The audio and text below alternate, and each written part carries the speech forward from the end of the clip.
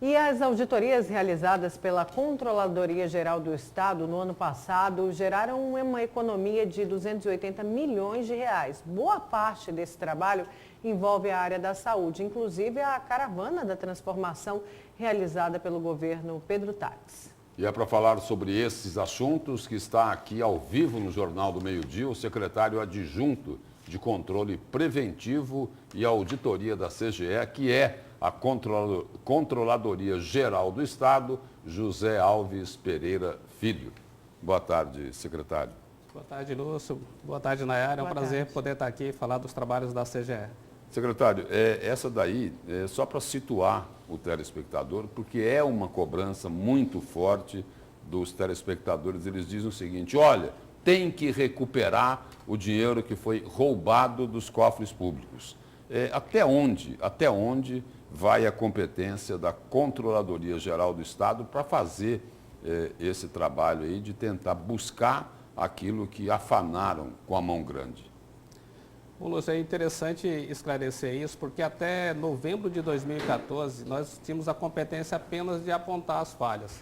A partir de dezembro de novembro de 2014, quando nós fomos transformados de auditoria para a Controladoria Geral do Estado, nós recebemos a competência também de processar servidores e processar pessoas físicas que lesaram o erário público. Ou jurídicas? Tanto física quanto jurídicas. Tanto servidores como pessoa jurídica, hoje a CGE tem competência. E pessoas físicas também? Pessoas físicas... que sejam agentes públicos ou não? Ou independente? Independente de ser agente público. Por exemplo, se um produtor cultural eventualmente desviar um recurso público, está sobre a nossa competência também realizar um processamento sobre ele. Qualquer um que administre recurso público, receba recurso, ele hoje está sob a competência da Controladoria Geral do Estado. Agora, eu falei ao chamar a entrevista que boa parte desse trabalho foi feita na área da saúde, inclusive na caravana da transformação. O que vocês têm de dados do trabalho realizado especificamente nessa área?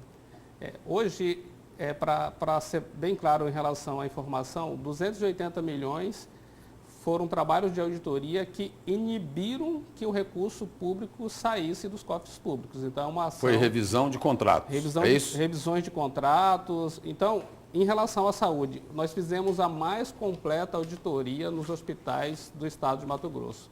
Nós percorremos todos os 7 hospitais, isso inclusive teve a colaboração da Auditoria Geral do SUS. A equipe ficou por cerca de um mês em cada hospital desse e nós identificamos situações das mais diversas possíveis. Situações de corrupção, situações de má gestão e situações indevidas em relação ao contrato. Em relação aos contratos, as revisões de contratos propostas por essas auditorias geraram uma economia de cerca de 100 milhões. Então, dos 280 milhões, 100 milhões são revisões de contratos. E os outros 180 foram do que, secretário? São diversas outras ações. Por exemplo, na Simpra são cerca de 56 milhões que foram revisões de contratos, de consultoria, de gerenciamentos, que estavam com sobrepreço. E nós, logo que nós... Sobrepreço que o senhor fala é superfaturamento. Superfaturamento. São planilhas de custo infladas com itens que não serão utilizados. Logo que o Marcelo Padeiro assumiu a secretaria, ele demandou isso para a gente, nós fizemos a revisão de inúmeros contratos e com esses contratos a gente conseguiu essa economia. Uma outra medida mais recente do Marcelo Padeiro foi encaminhar para a CGE todos os contratos de pedidos antigos de pagamento. Então, todos esses contratos eles estão sendo revisados antes que seja feito qualquer pagamento. Um outro setor, queria saber se foi realmente identificado aí um superfaturamento, foi nas passagens intermunicipais e conseguiu aí uma diminuição desse valor que o usuário pagava, não é isso? Exatamente. Esse contrato, e aí é um contrato bastante complexo, mas também foi um trabalho bem profundo que foi feito pela Controladoria Geral do Estado. E só para você ter uma ideia, Nayara, a empresa ganhou para operar 31 linhas, ela só está operando 15.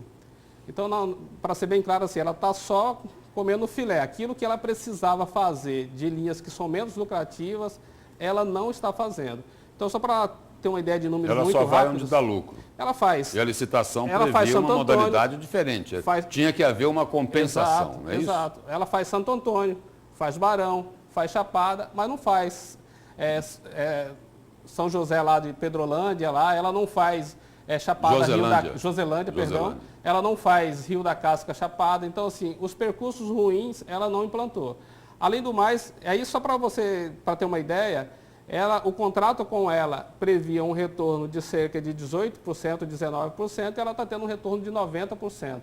Então, se ela operar o contrato por 30 anos da forma com que ela está operando, ela vai ter um lucro exorbitante de 60 milhões ao final do contrato. Isso hoje está no Ministério Público, o promotor Ezequiel está cuidando disso e certamente será dada uma resposta para a sociedade em relação a isso. Secretário, o senhor falava aqui antes do início da entrevista que foram feitos aí acordos de leniência com várias empresas, o que resultou aí numa economia, numa devolução de 200 milhões de reais. Esse é o número, não é?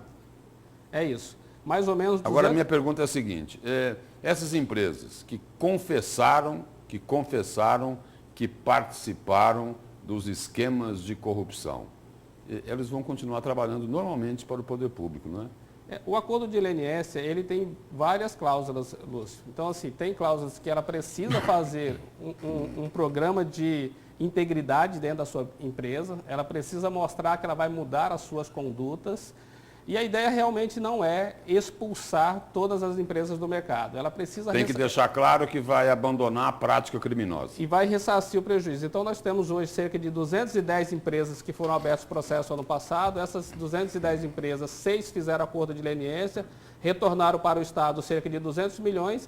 E esse ano nós temos em negociações mais 400 milhões de acordo de leniência que pode voltar para a administração pública, e é uma determinação do governador que isso vá para a área de saúde.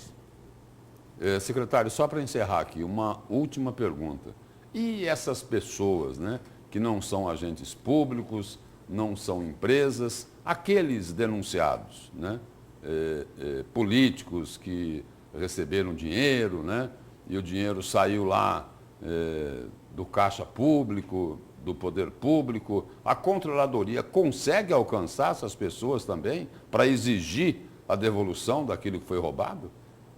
As pessoas físicas também estão sendo processadas. Para você ter uma ideia, ano passado nós expulsamos da administração pública 52 servidores e foram feito o termo de ajustamento de conduta com outros 50 que promoveram práticas menores do que de corrupção. Então, essas pessoas também serão processadas. Agora, os agentes políticos, por força da Constituição, a competência é do Ministério Público, eventualmente o crime de responsabilidade com a Assembleia Legislativa. Mesmo não estando mais no cargo onde eles foram denunciados. Aí não temos a competência, aí a competência do crime é com o Ministério Público e não mais da CGE. Secretário, obrigado pela presença e pelas informações aqui no Jornal do Meio-Dia. Eu que agradeço. Boa tarde. Obrigada.